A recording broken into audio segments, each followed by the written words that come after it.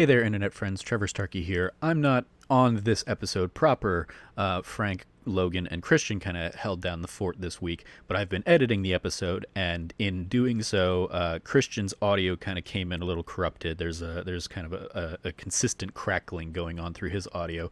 I've cleaned it up as best I could, running it through some stuff in Premiere, but it's still there. It's still noticeable pretty much anytime he's talking. So I've removed his audio anytime he's not essential to the conversation to try and reduce and eliminate the issue, but it is still present. And I just wanted to give you that heads up before you go into this episode. So without further ado, here's Frank, Logan, and Christian talking about what they've been up to and all the nerdy things they've been doing. Hope you enjoy the episode. Sorry again for the audio issues that you will encounter. Hopefully we will get that resolved and fixed so it doesn't happen again in the future. What's up, nerds, and welcome back to another That Nerdy Site show, a weekly podcast where the team members from That Nerdy Site get together to talk about our lives and all the nerdy things we love about them. If you enjoy what you hear, please remember to like, subscribe, rate, and review the podcast everywhere you can. If you're feeling extra generous, you can support us on Patreon at patreon.com/thatnerdysite. Uh, Joining me this week is Logan Wilkinson at Lefty Loggy. How are you doing, Logan? What's up? I'm doing great. It's a beautiful day in Austin, as all three of us can attest to. So enjoyed that earlier in the day, and yeah, had a nice little Sunday afternoon. No, that definitely sounds awesome, and it is beautiful out. Just kind of looking out the window, it definitely seems like it. I have not taken advantage of it myself. And then also joining me over here is Christian Puente at Pixel Brave. How are you doing, Christian? Hey guys, what's up? What's up? Doing all right. Have you been enjoying the weather? It's nice out there. I'm not gonna lie. Like just because of the everything's been a haze and a fog recently. I forgot that y'all lived in Austin. Like I just, I know it's not like we visit each other often anyways, but just in general, just from me being inside and everyone just only seeing people interact like online, it's kind of like, oh wait, that's right, like Frank and Logan live here. I kind of just feel like I forgot that like outside has just existed, Yeah. Existed. Yeah, like I feel like everything is just inside these doors. Yeah. But yeah, so I guess but no, yeah, I'm doing all right. I'm glad to be back and talking to you guys. Oh, definitely, definitely. No, and I feel like that's something that kind of helps in kind of in the meantime too. I talked with a little bit about that with Jazz when we recorded an episode a couple weeks ago, where it's just good to kind of like sit down and still be able to like connect and talk about stuff. So that would be kind of my first thing I would talk about a little bit here is like how are y'all doing? How since last time kind of you guys were on the show, like what have you been up to and just like how are you doing? Well, just to as a bit of a timestamp, just in case somebody finds this MP3 in the year 2035, we're currently all under quarantine because of the coronavirus, just to kind of reestablish, what's going on. So we're all shutting in place as much as possible and mask as we have outside. And been kind of just laying low, just honestly just working on a lot of soul searching, just a lot of getting my zen on, getting my woosah on, not a lot of games or anything like that, just an occasional movie or episode of anime.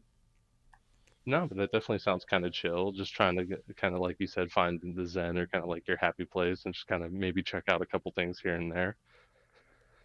How about you, Logan? How are you doing?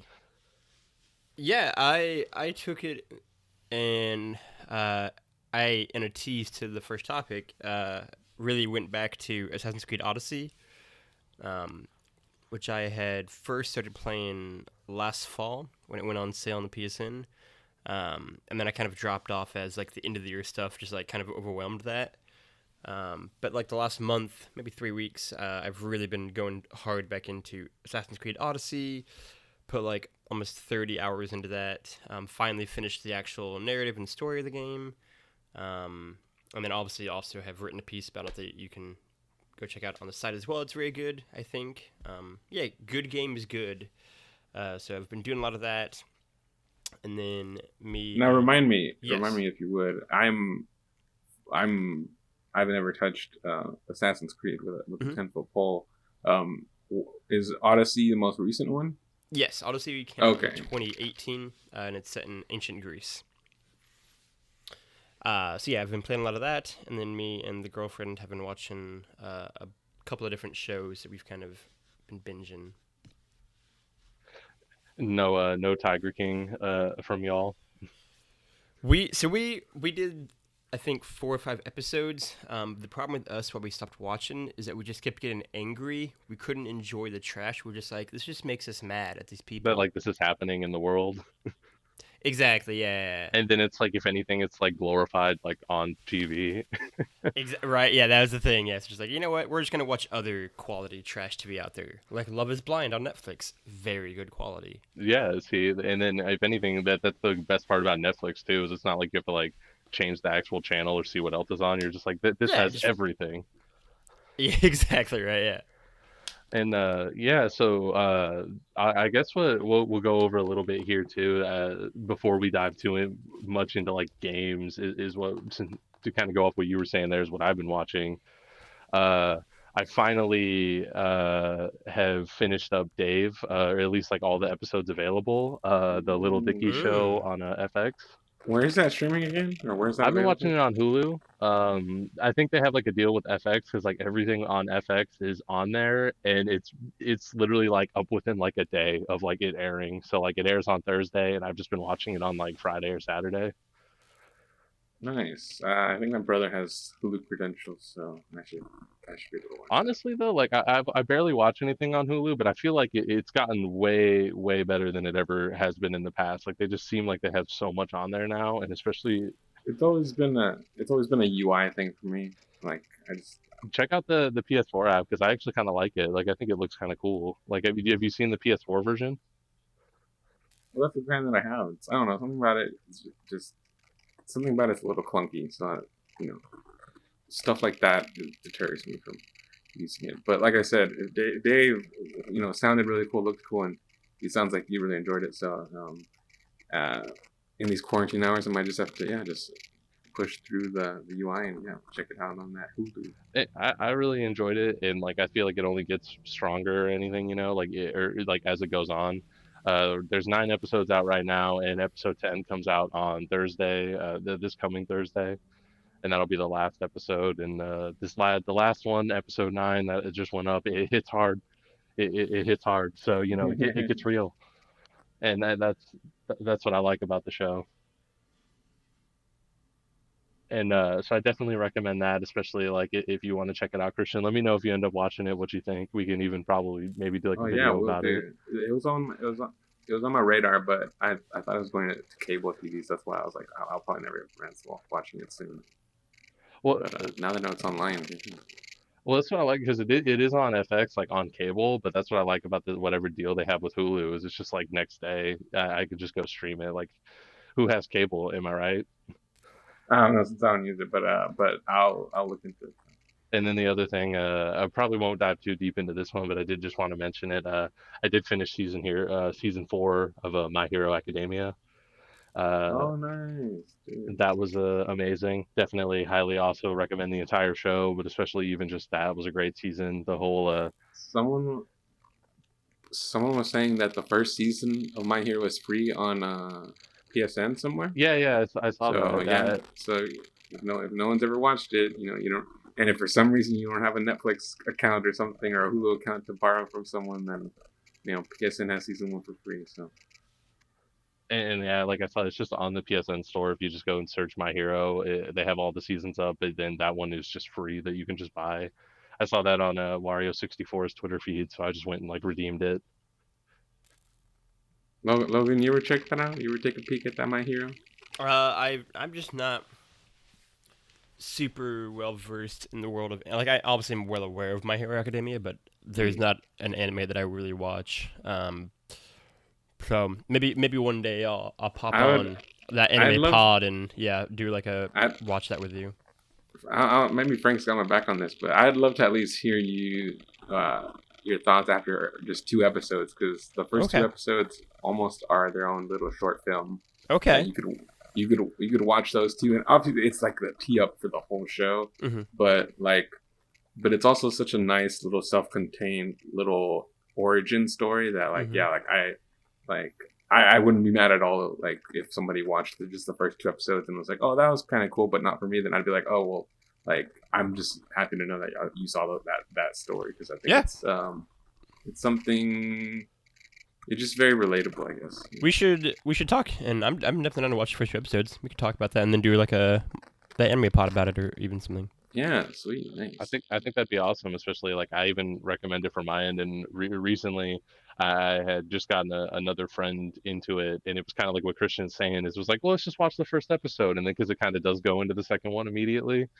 And then it was like, all right, well, now let's watch the second one, like see how this wraps up. But then from there, a lot of people, and even like myself and him, where you're just hooked. Like then you want all the seasons, you know.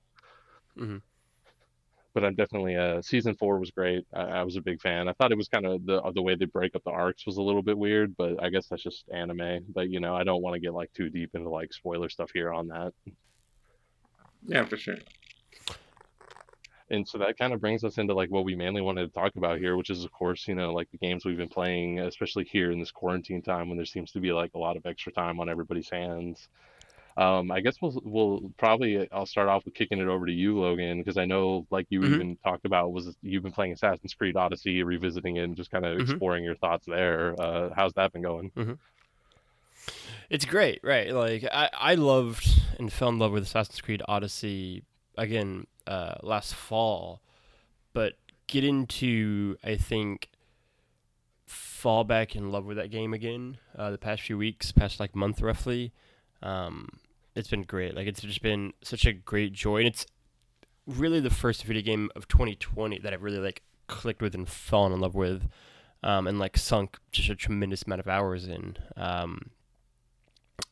For me, it's interesting because myself and Trevor Starkey, who is not here, have talked before about the fact that we've each kind of always had such a fraught relationship with the Assassin's Creed series, right? Where I feel like I'm somebody who's predisposed to like the Assassin's Creed games based on the pitch of it, where it is you're going back in time, you're playing the super cool like assassin, you're getting to interact with like people from all across history in these really unique locations, and it's just a game immersed in history, right? And cool people from the past, and you get to do cool things.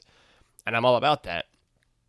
And the problem being the fact that I just think that these games played so poorly, and no amount of history degrees will change that for me. I might think narratively it's cool, but if I just can't play your game, I can't play your game. And so when Assassin's Creed Origins came out and I heard all the buzz around that, I was like, oh man, maybe it's time for me to finally kind of jump up and get to the game. And 2017 was just a wild year for video games. And so I never got around to it. And then 2018 happened and Assassin's Creed Odyssey came out and I heard even more buzz. And so eventually, like I said, last year, I finally kind of jumped on the bandwagon, fell in love with it, right? Like Odyssey fixes so many of the issues I had with the Assassin's Creed series as a whole. There's almost no modern day present stuff. Like in my 70-hour game, I had to do something in the present day twice, and for like 5 minutes, if that. So none of the Animus stuff, none of the present day nonsense. The combat feels so right. It's fluid. The parrying system works so well. The upgrade tree is such an awesome thing. I think the incorporation of a more kind of strong RPG elements just work and make sense so well in the Assassin's Creed story, and kind of building up your own character and play style that works for you.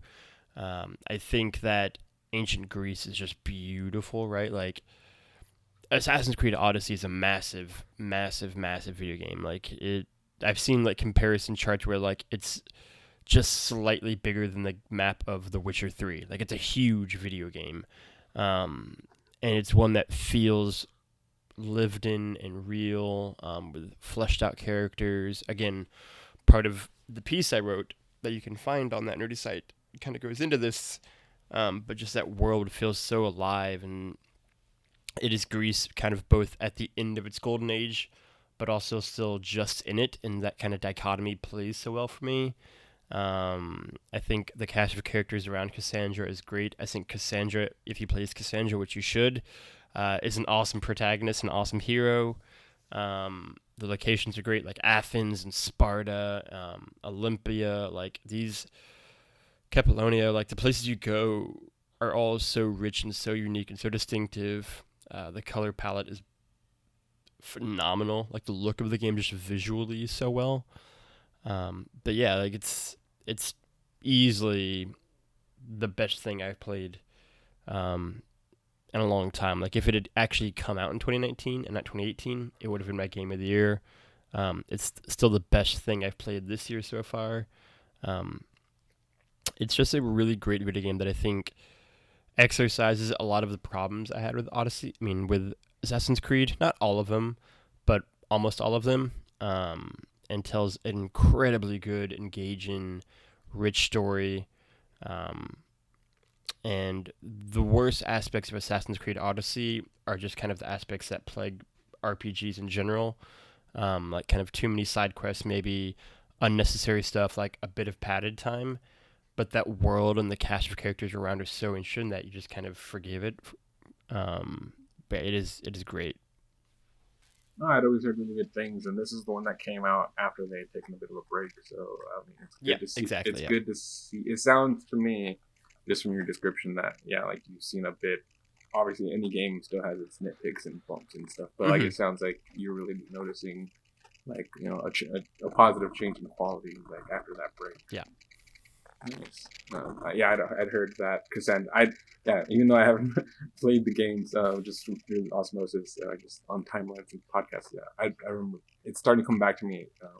How I'd heard that was a really good protagonist, and that maybe there was a little stumble with some of the DLC that came out afterwards, but that they even course corrected that. I think so. Yeah. So it sounds like they're being really responsive to player feedback, like before and after release. So it's one that I think the more you talk about it, the more I'm remembering that it had been somewhat on my radar, especially because it's removed from all the other more legacy title stuff that like I don't feel as inclined or like I don't feel as obligated to go back and replay everything. So and go ahead.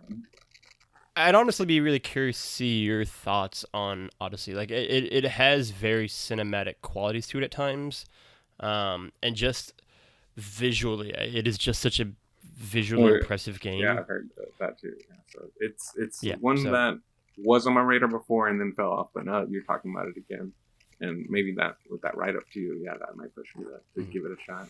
It's it keeps going on sale. Like Ubisoft is doing a lot of great sales. With like the quarantine and everything that happened. Like I know that they put Odyssey was free for a weekend a couple of weeks ago. Origins is free for a weekend a couple of weeks ago. Like some of the older kind of legacy games were free. Well. Yeah, like the Ubisoft is really pushing out a lot of deals like every other weekend or every weekend during this kind of stuff. We'll give them a follow. And I'm definitely a huge fan of Odyssey myself on my side. Like I know, like you were saying, you kind of had your problems with Assassin's Creed in the past.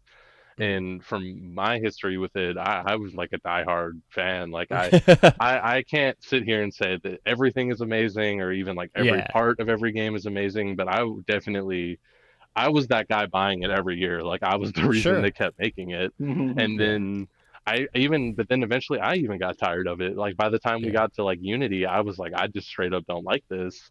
Yeah, Unity was a mess. It was, and for like a variety of reasons. And I felt like they did course correct or kind of circle back with Syndicate. Like Syndicate was better, but I was like, we're running out of gas here. And I'm glad they really did take that break and come back and reinvent it with Origins, and then of course Odyssey after that. And I played Origins when that came out, and I was kind of blown away at how they reinvented everything. But it's kind of still amazing how then still going into Odyssey, that I was still then just blown away again how they just continued like that. They baton passed forward and were like, okay, now it's your turn. And they just kind of continued to move everything so much farther forward with like narrative. And because the way it was kind of broken up, I don't know if you guys have heard, is like or the Origins team was kind of designing combat and like a lot of world design and stuff like that. And Odyssey, they were all about like the story elements and the dialogue options and all of the Mhm. kind of the world that way. And then when you just kind of combine everything together, you get this amazing game that is Odyssey. Mhm. And yeah, I'm definitely a huge fan. It to be even a little bit reductive of it, it has one of my favorite things of where you just kind of sail up to an island and just kind of go on your Yeah. adventure, loot everything, have you meet people, even sleep with people if you want to, and then you just hop on your boat and just go on to the next adventure. Like, and I It actually feels go ahead. it feels like a true Odyssey, right? Like it's a thing of like the Odyssey from kind of classic ancient Greek mythology of Odysseus and his kind of 10-year journey um, around kind of the Aegean and the Mediterranean, and like there are so many clear inspirations it is pulling from that. First off, the name, but like the game's events take place over a decade, even obviously, like the Odyssey does. Like it is one that kind of has you all over the world, and it feels like this true kind of Odyssey where you're just discovering new islands or new places or new locations. You're getting pulled off inside like narratives and meeting these other characters who kind of pull away from your journey to get from point A to point B, but it all ties into the larger kind of plot of Cassandra discovering herself and reuniting her family and kind of being this presence in the Greek world. And I think one of my favorite things and what is kind of a big heart of the piece I wrote is that Assassin's Creed Odyssey is really sad. And I love that. Like it's a really Dude, you should have opened up with that. Now I'm really gonna play. yeah, like the entire premise of the game is like an inherent tragedy, right? Like it is a game that is all about like the end of kind of the golden age of Greece, right? Like the entire point is that like the Peloponnesian War destroys Greece, and you were getting to see like its opening stages and like the effects it's already having on everyone around it, and like Sparta and Athens and everybody else. And you're seeing like Pericles as like the father of democracy have to battle off people who are kind of trying to like end the democratic way of life in Athens, and you're having to find out like who is like turning Sparta kind of on its head and kind of turning it against itself, and like kind of the cruelties and the tragedy you see in like the everyday life of its citizens, right? Like this kind of classic age of ancient Greece that we still talk about, right? And still study and still read about and learn about today, right? Like ancient Greece along with Rome are like the cradles of Western civilization. And in Odyssey's case, we're seeing that end. Like we were watching the end of it all. And like very much so in Athens' case. And so I found that super poetic, right?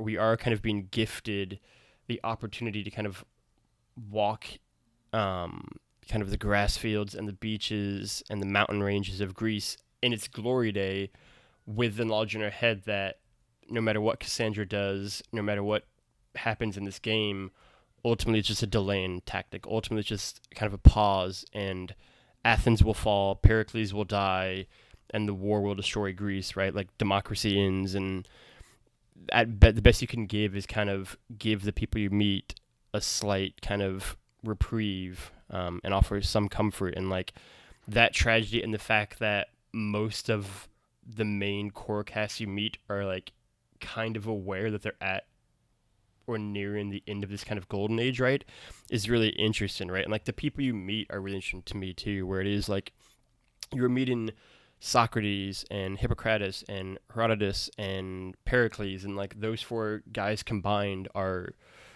collectively considered the fathers of philosophy, medicine, history, and democracy. And it's like these are giants that are like fundamental to kind of society and civilization today. And all around them, they're going, are what our life's passions about even going to be remembered in 20 years? And like we have the knowledge to know that they will be, but they don't, and they're afraid that this war is just going to kind of wipe out their stories. And so it's very poetic, it's very beautiful, it's very sad, and I think it's really it's a great tragedy to see a society and a civilization just kind of destroy itself. And I think the team at Ubisoft that made Odyssey is determined to make us aware of that tragedy, because even in its best moments, it's immediately followed up with one that reminds you that it's all just kind of falling apart, and like nobody can really stop it. And even like the brightest minds of the game um, are just kind of pebbles against kind of the tidal wave of history that's coming to crash down upon them. Dang. To kind of build off of something you said there too, where I love that the way it's written and a lot of the characters you meet, I feel like you do like give them hope, like you said, like a lot of them, Yeah. the world's like falling apart, or especially because it almost kind of builds where like the world's falling apart, so people start like acting Mm-hmm.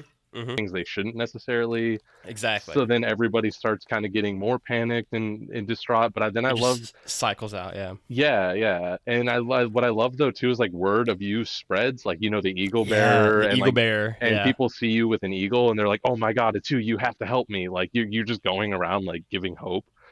At Mm-hmm. least how I played it, because I do feel No. like Yeah.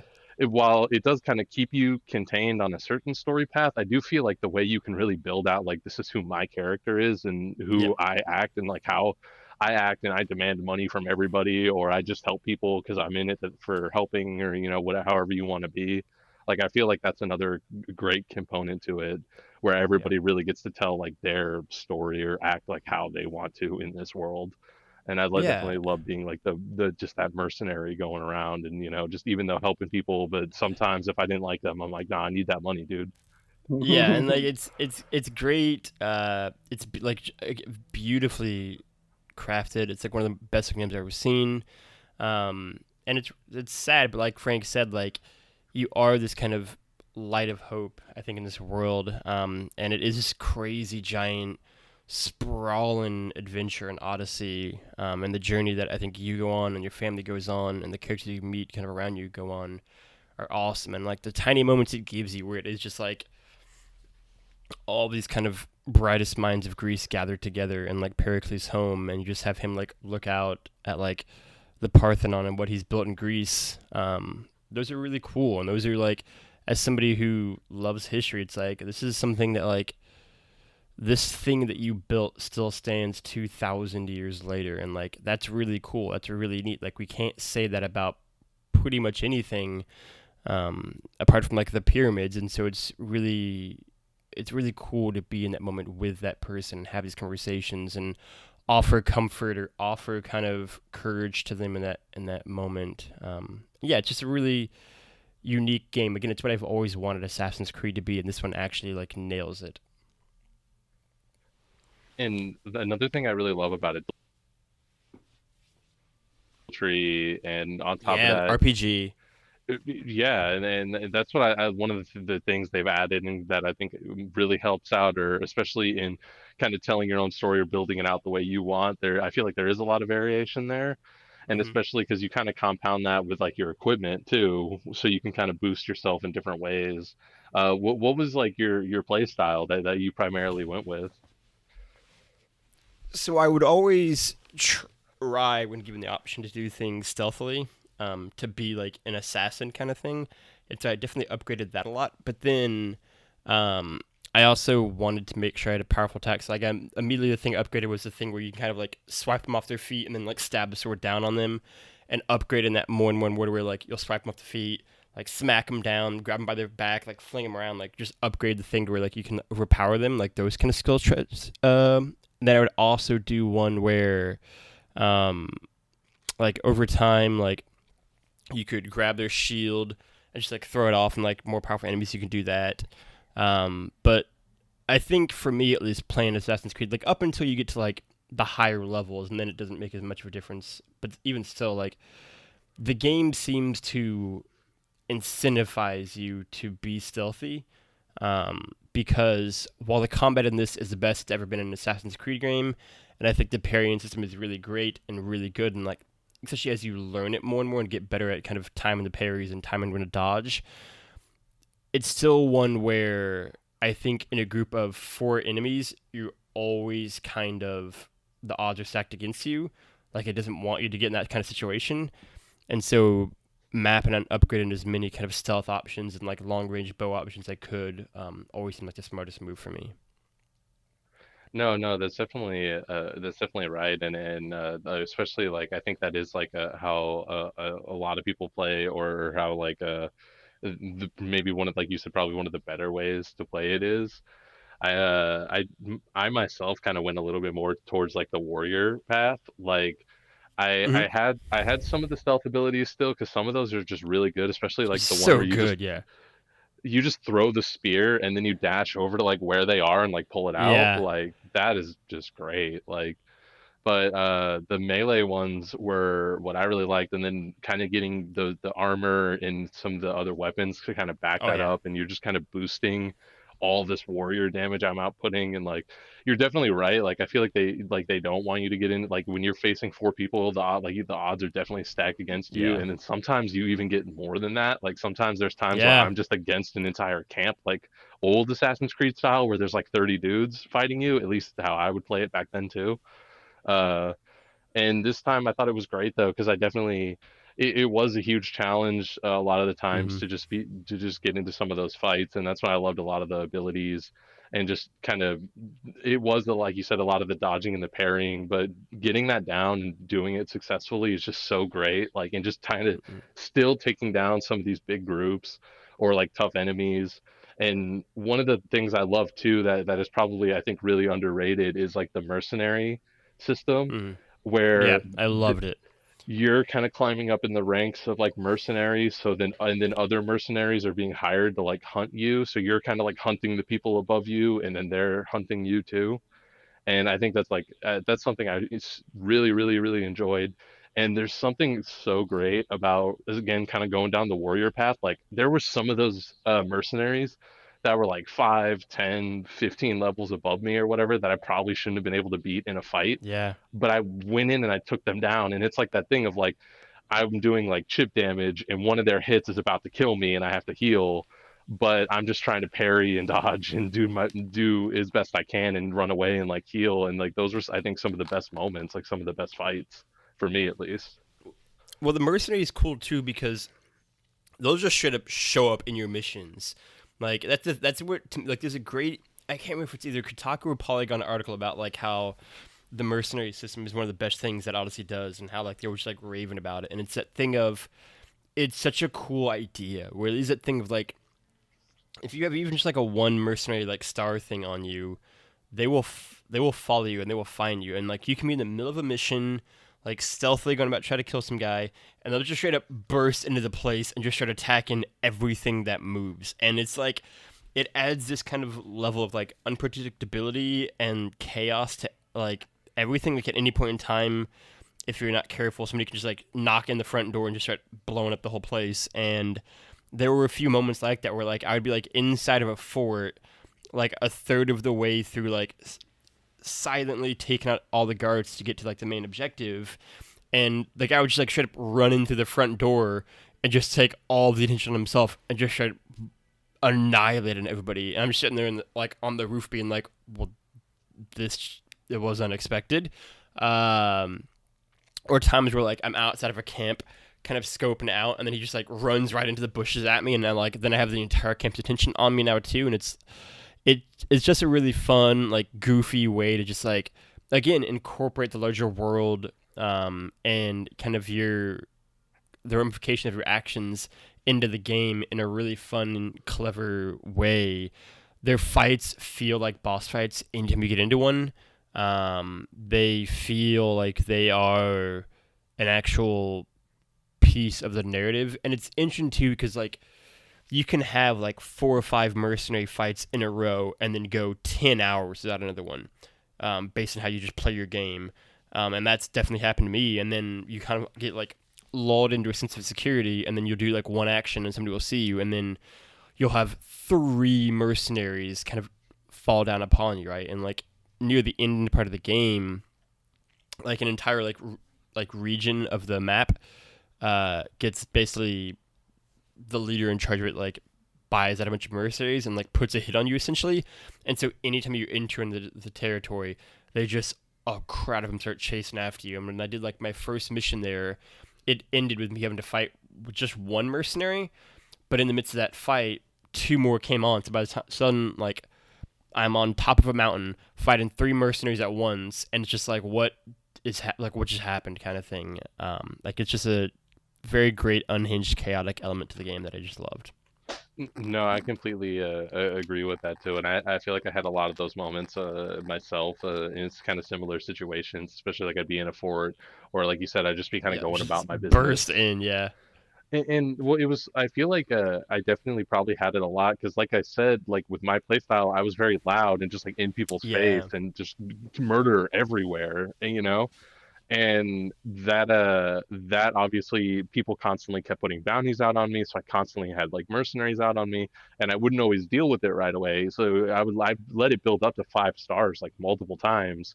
So it was really fun to just get into these really hard fights where they were just like, I like, again, I guess it was like you said too, probably stuff I probably even shouldn't have been doing, like that it doesn't like want you to do, but that's where I found it like the most fun, is like this like uphill challenge, of like, Mm-hmm.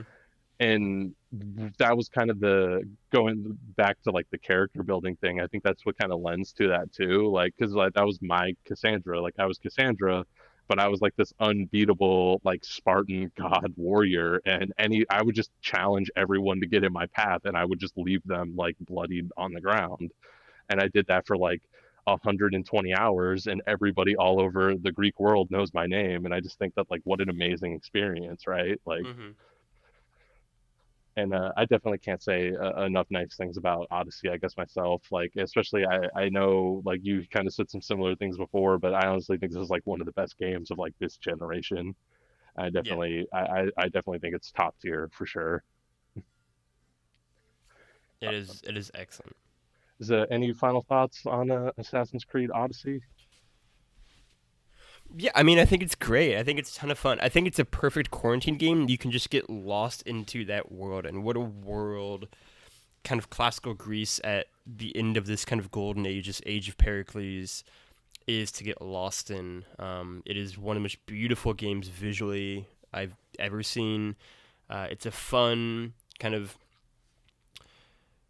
romp all across Greece and its islands. It is sun splashed. It is mountain peaked. It is kind of the golden grass fields of it all.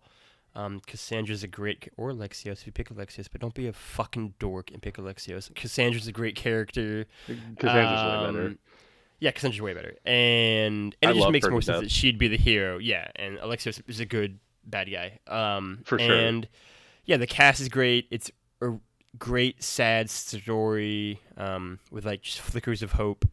And yeah, I think it's a great game to just kind of get lost into these few weeks. I definitely agree with that too, and I thought we were kind of wrapping up there, but I did have one more question for you. Have you dived into the DLC for Odyssey, or you I've just did the main not dived into the campaign? DLC. So basically, I did the main campaign, and then while playing Odyssey again these past few weeks, again during another sale that Ubisoft was doing, I saw that Assassin's Creed Origins was on sale, and I've always meant to play it. And I was like, well, now that I'm just like fully on this again, I'm just gonna get this. So I bought Origins, and then after talking with a friend of the show, Yusuf Magid, The homie? yeah, the homie exactly, who is a huge fan of Assassin's Creed Origins. I decided to play the next, so I've started to play Origins next, and then after I get him with Origins, maybe then I'll dive into Odyssey's DLC or take a break and then get to the DLC. But I mean to get back to it at some point. Yeah. Yeah, no, that I'm glad to hear you're going back to Origins, because I know like I still recommend Origins too. I think Yeah. Origins is a great game. Really, also a lot of the things I think you like about Odyssey are going to be there. Yeah. I I think, already see the seeds of it. Yeah. and like obviously the dialogue trees and some of the little bit more of that, I think some the RPG options are there, but I think like they're a little bit lighter. Like they definitely got heavier in Odyssey. But like I think they're a little bit more like watered down. But I still think it's an amazing game. I still recommend it. I also do recommend I brought up the DLC because I do recommend the Odyssey DLC as well. The first there's 3 episodes. I think the first episode's a little weak, but the next two Mm-hmm. episodes I thought were really cool.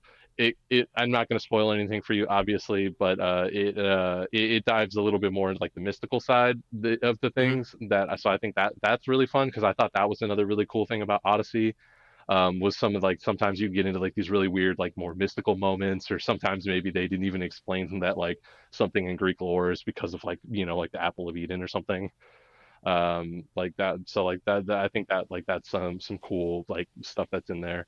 And then I forgot there is another DLC pack that is the one that Christian mentioned earlier too, where it's kind of the one that some people were upset about, and I didn't like that one as much, but that's also Hmm. there. It's all part of like the bundle. Yeah.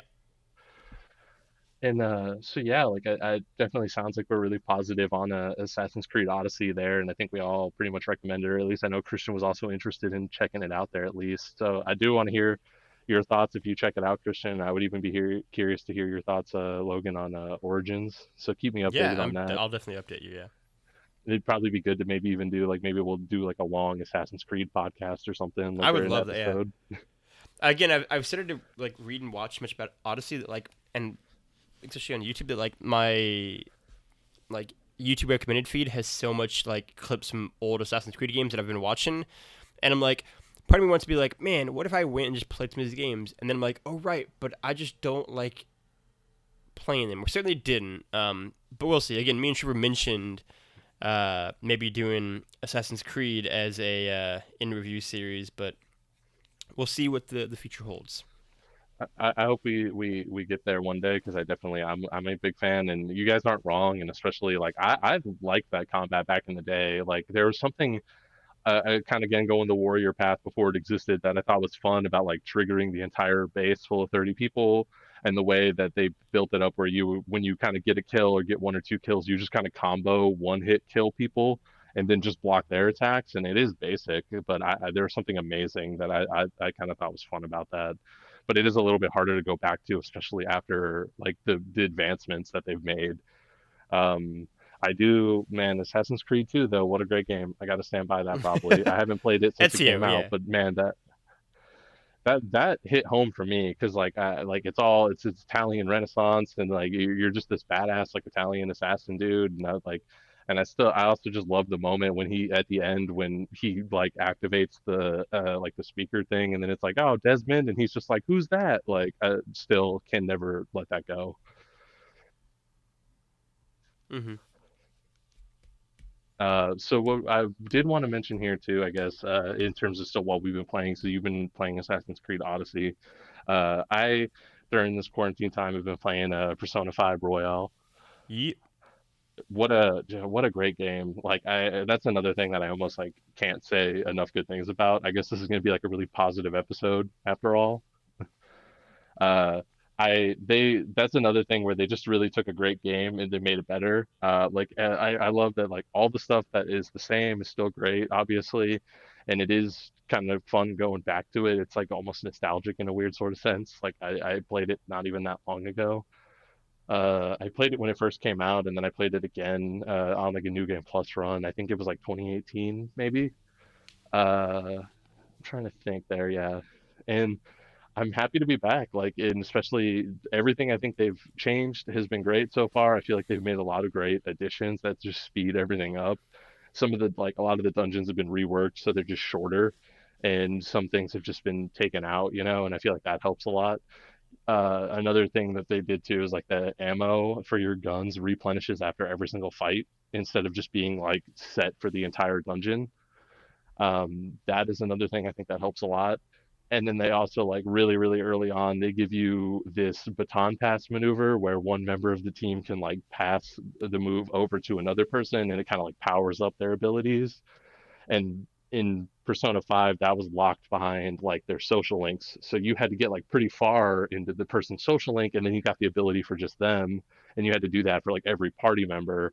But now, like right out the gate in the tutorial, it's just like, okay, you've unlocked the baton pass, and that's just active for everybody when you trigger it. So like that was another huge change that stood out to me when they're like, okay, you can do this now, and I was like, and that's another thing that I think just speeds up the entire game, and like, if anything, just the combat, like you're able to just like pass between people and keep like attacking, and that's something I definitely think is like some positive changes they made. And then of course they've just like added more content. And then everything they've added so far, I think, has been great. Like I haven't gotten to the bulk of the new stuff, but even just throughout the beginning of the campaign, they've just added new places you can go, new things you can buy, new people you can talk to, like new social links, like and then the stuff that was there, they've also just remixed a lot of anyways. So even if I feel like the things that were there are even slightly changed for the most part, so I feel like it is still like a new experience.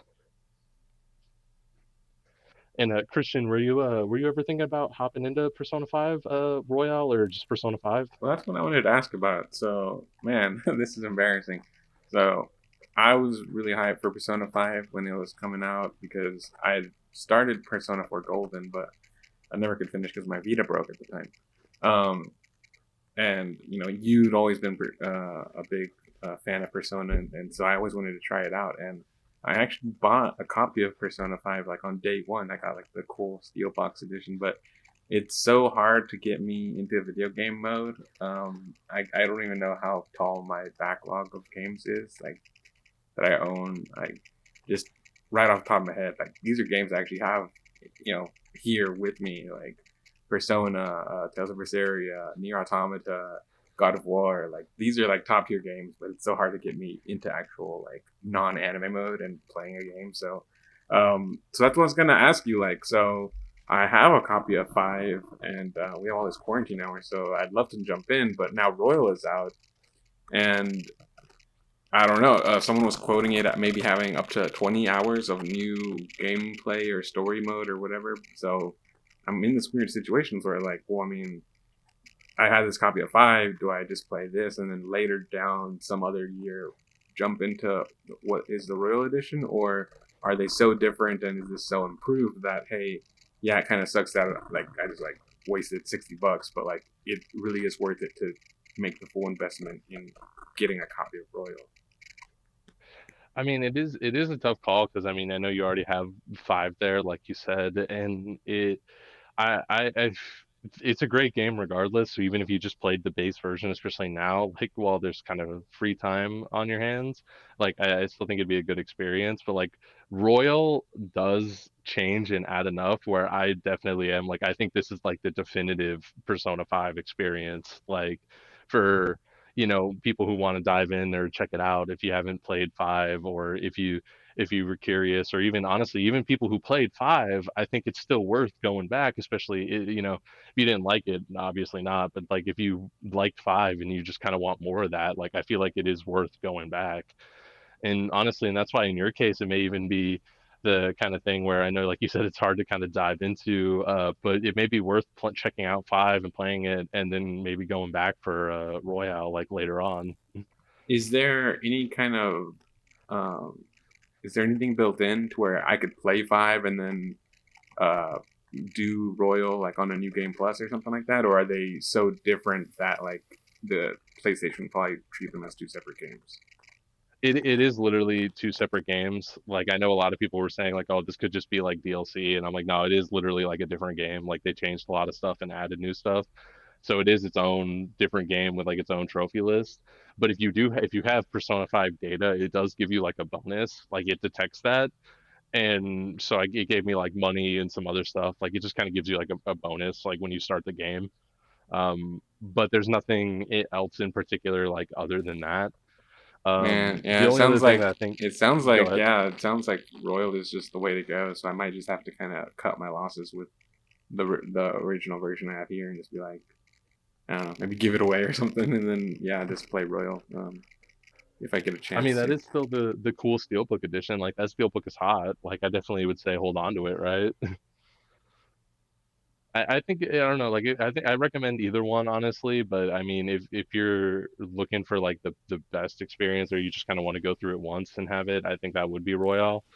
I also think with If it was like only like minor story things, like then I probably would just jump straight into 5. But hearing that there's 20 hours of story, it's like, well, that's a big chunk. And hearing that there's all these like quality of life improvements. If the improvements to the mechanics were just part of regular patches, then yeah, I guess I would just play 5. But since the actual gameplay improvements are tied to the new game, then yeah, it sounds like I might have to just get the new game. and that was kind of going to be my biggest selling point there because honestly like there is a ton of new content in here just throughout the game, and then especially like when you get to the end of the game is when a bulk of like where that 20 kind of almost like 20 hours that you're talking about is, especially with the rest of it just kind of like sprinkled in. But I think the quality of life improvements just in the overall game, but let alone the combat system, I think are like why, if anything, this is like the definitive experience. And especially like even having gone through it before, this game like Go Royale is just so much faster. and like it just like, and I feel like you just have more options available. And like a huge problem that like five has is, you're on this time limit to go through dungeons, which is fine. It's kind of how it's always been. And you're trying to get it done, in one day. You're trying to like get as far as you can. So it was hard, especially in like the first dungeon where you just run out of like your magic or like your bullets. Like you don't have a lot, but now like your bullets are constantly refreshing. You can constantly do the baton pass, like power people up, and you're like outputting more damage.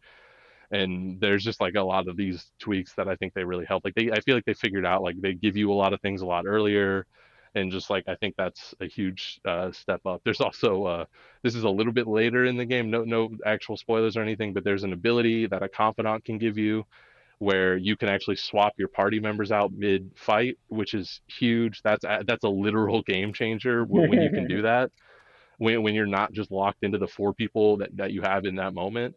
And that was another thing where that was like late game, like in her confidant thing. I believe it was like the last thing she gave you, if not like one of the last things. And now I went and talked to her, and that's just the first thing she gives you. Like you get to social rank 1, and she goes, "Hey, you can do this now." And I was like, "Oh wow, this is a game changer!" Like I can't really say enough good things so far. I'm more than halfway through. I'm in one of the later dungeons. I'm about to get into the bulk of the new content they've added, but like I said, everything they've added and changed so far, I definitely I am on board with. Well, yeah, maybe when the next stim check comes through. Right. Logan, did you have any interest in playing 5 or Royale? So again, I played 30 hours Persona 5 when it came out. My issue with 5 was basically one, the game's too long. Just it's a 110-hour video game. Jarrett Green from Irrational Passions always said the joke that this, like, for things that are too long, where it's like, this is a good 40-hour game that would have been a great 20-hour game. And I always said that Persona games are good 110-hour games that would be great 50 to 60-hour games. And then my second issue was, so I actually really liked the school part of the game and kind of the story of the game there. I was not a huge fan of the metaverse. I didn't really love the combat and that kind of system. And I just feel like I just couldn't get a good handle on it and figure it out the way I wanted to. And just wish I could just play essentially Bully, but set in Japan. And that's just not what that game is, unfortunately. But still had a lot of fun with 30 hours. Maybe one day I'll try it again. Who knows? Yeah, I mean, it might be worth it. If you were ever curious, I would definitely recommend checking out the Royale one. But just because, like I said, it goes faster. Like they added more content, but they shortened a lot of the dungeons. It's just like, and then let alone the gameplay refinements. Like it just goes faster, which I think is good. I'm not ever going to say that Persona, and especially 5 and 5 Royale, are not long games, but I think that this moves much quicker. And like I'm already in like October, and I'm like, man, 30 something hours in. uh the first time I think I beat 5, like I came in at like 50, 60 hours. I think it was close to 60. It might have been a little bit over 60. And then with like New Game Plus runs, I put some more time on there. But that's where I think I'm going to clock in at about the same amount of time, maybe a little bit more, probably like 50 to 60. But I'm waiting to see on that. But I'm definitely excited to like get to this bulk of the new content that's coming out. And that's another thing where I'd be curious to hear what you guys think, if either you guys dive in on either version, like if you ever decided to just go back to 5, Mm-hmm. That's definitely kind of what I've been primarily playing and what I've been watching. And I know we kind of also touched on Odyssey there.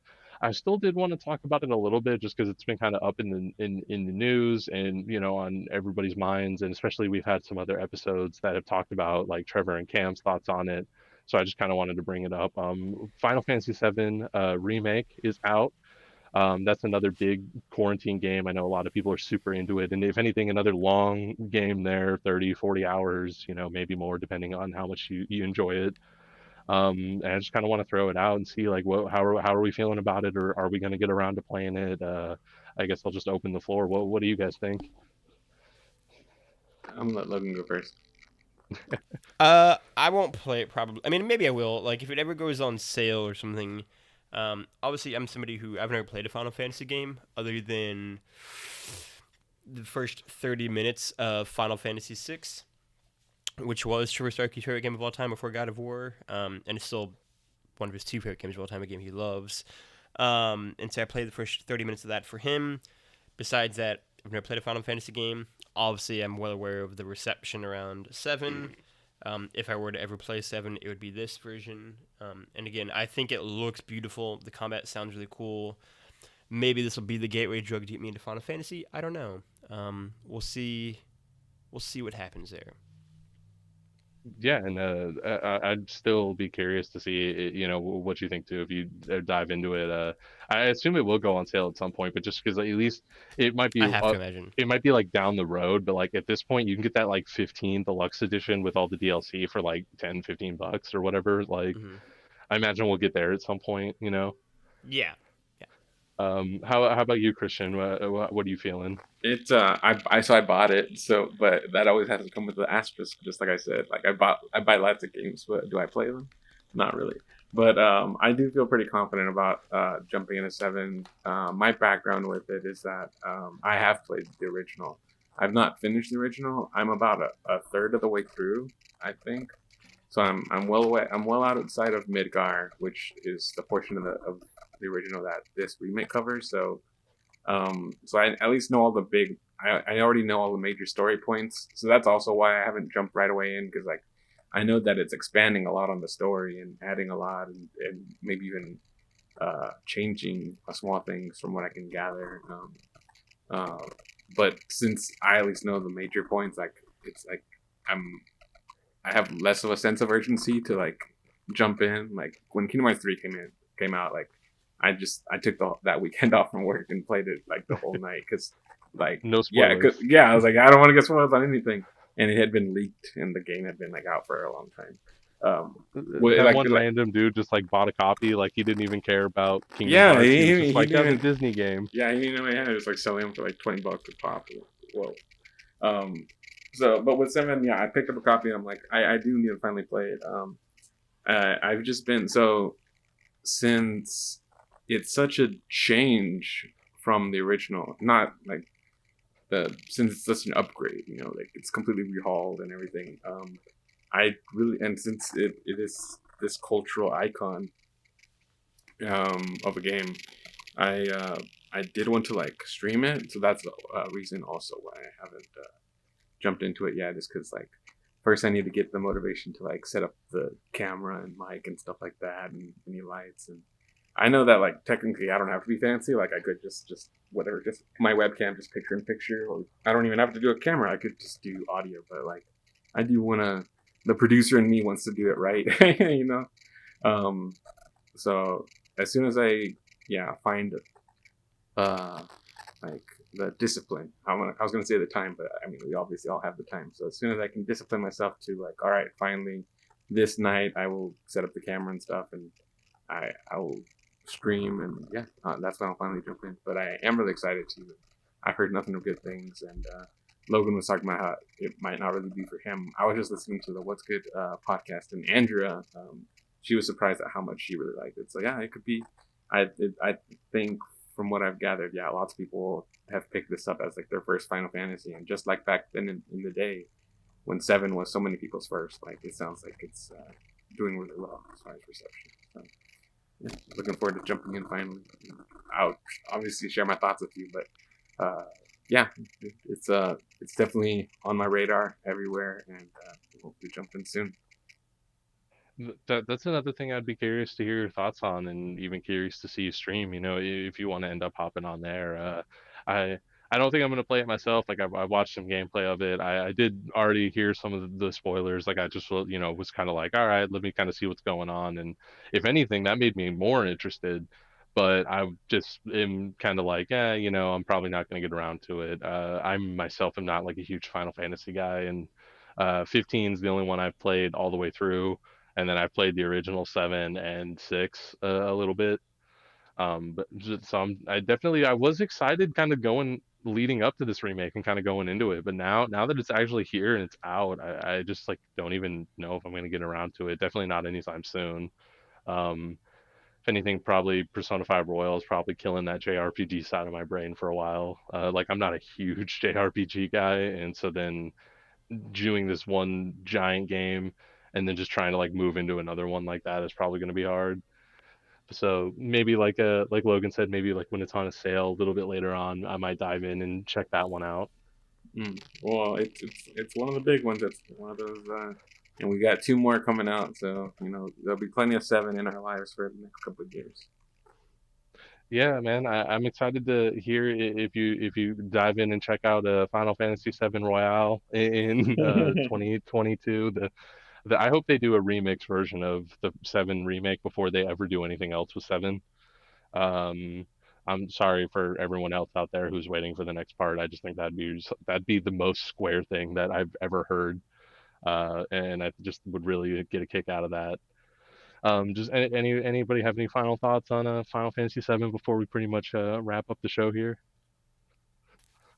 No, I've just been watching people stream the original. Like that's also been like kind of like like a placeholder. Like since I'm not playing 7 myself, and I don't want to see people playing the remake right now. So our buddy Ian from OK Beast he's playing I think 7 the original for the first time, but with mods that upgrade the graphics. So like Nice.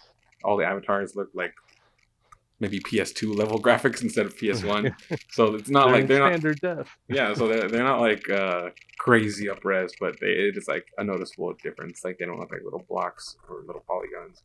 But yeah, so I've been watching Ian play, and so it's been kind of a refresher, like being like, oh, I remember this piece here, or I remember this scene here, and seeing his genuine reaction. So yeah, and so aside from Ian, yeah, like my friend Tortilla Senpai, who's been a guest on my anime show, she's been playing it too. So yeah, it's just been until I get I don't know if motivation is the right word, but until I can properly sit down to play 7 remake myself, it's also been cool just seeing people react to the original for the first time. No, I think that's definitely another cool thing on top of that too. Like it's another good point to mention that people are kind of going back and still enjoying the original, even like all this time later, and especially even if it's like for the first time, like while we have this remake out too. I know you said you were kind of avoiding necessarily like the remake footage, but Funhouse did do kind of a cool video that I liked where they did like a race where one person was playing remake and one person was playing the original, and they just started. And of course, like remake's way longer, so like you Yeah. get way farther in the original. But I thought that was kind of a fun like side by side, and of course there was a little bit more for comedy there, but that was just something I thought that was kind of cool to see. Kind of Fun Guys did something similar. They didn't play it at the same time. They did it one after another when the demo came out. I don't know if you'd seen that. I forgot about that. Yeah, because that was like last year or a little bit earlier. No, it would have been last year. I feel like it was after PAX. I feel like it was kind of recent. But if anyone's not seen it, yeah, it was really cool. Andy, who I think has never played 7, they booted up a copy of 7 and played just the portion that was in the demo, and they played the demo right afterwards. So, good compare and contrast of the remake versus the original. No, yeah, that's definitely cool, and just like a cool idea that I liked, and I definitely recommend checking out either of those videos. And I think that's pretty much all for this week. I've been your host, Frank Pisani. You can follow me at Irrelevant Jokes. You can follow Logan at Lefty Logie. Anything to plug this week, Logan? Yeah, I mean, so we've got the Assassin's Creed Odyssey piece I wrote on the site that went live on Friday. You can go check that out. Leave me some thoughts, say nice things about it. And then all the different kinds of podcasts and reviews and features we have. I'm going to try to get into the habit of getting something published that's not a review, as like an actual just straight up feature every other week. I know Jazz is out there doing stuff like that. Trevor's got a few reviews that are coming out soon. And then the video game news show will be starting soon enough. So stay tuned, stay excited for all those things. Yeah. I'm glad to hear that that's getting started, and we'll be kind of going on soon. And I hope everybody's looking forward to that out there. And you can also follow Christian at Pixel Brave. Did you have anything you wanted to plug, Christian? I'm still doing that anime pod. Most recent episode, I talked about some new shows that I'm starting. There's only about 3 new shows that I'm getting into, but lots of other shows that I like from different seasons past are coming back after like long wait times. So I'm looking forward to continuing several stories. And so yeah, so if anybody likes anime, check out that anime pod. You can also find the show on Twitter at that anime pod. And yeah, hopefully I'll have. I think I'm really excited. The silver lining of all of this is that now that everybody's indoors, like I can hopefully coordinate some more interviews and stuff for future episodes. Um, because that's always one of my favorite parts is when I can have a guest on and we can bounce off ideas. I meant to coordinate with you, and hopefully I can get you on, and maybe Logan if we can settle on anime for him. There's so many people on that nerdy site that I still would like to get on. Yeah, so check out the anime show, and I know it's very late, but I'm also still working on some PAX vids.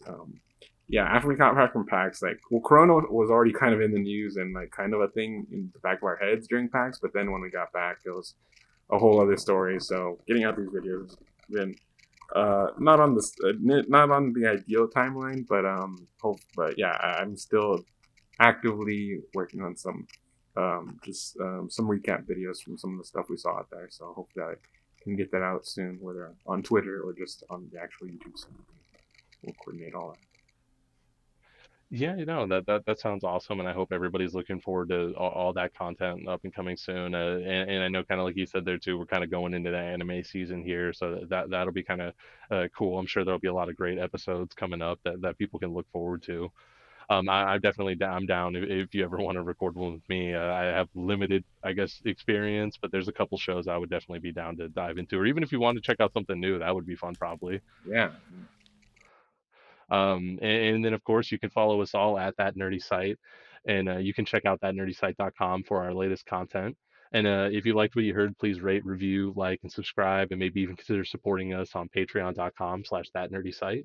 Every patron gets early access to the and a monthly bonus episode of the site show.